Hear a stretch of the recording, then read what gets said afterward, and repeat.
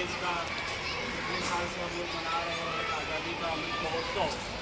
इसके अंतर्गत भारत सरकार द्वारा जारी प्रस्ताव के अनुसार स्कूलों में, सरकारी कार्यालयों में मेरी माटी मेरा देश कार्यक्रम संपन्न हो रहा है।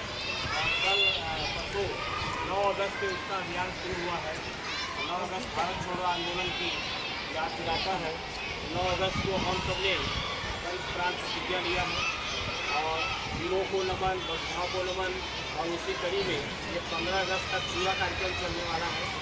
आज विभाग के अनुसार, दिए गए आदेश के अनुसार हम लोग आज से ध्वजवंदन का कार्यक्रम शुरू कर रहे हैं।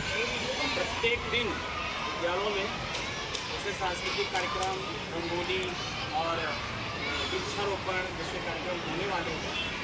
बहुत अच्छा अवसर है कि आदरणीय शिक्षक संदेश सर हमारे यहाँ से सम्मानी, उनकी बड़ी कृपा रहती है हमारे विद्यालय पे आज उपस्थित हैं। हमारे निमंत्रण पर सर आपके हाथ से आज के कार्यक्रम की शुरुआत करें और 15 अगस्त को भव्य कार्यक्रम करेंगे। इसके बाद राष्ट्रगीत होगा सर।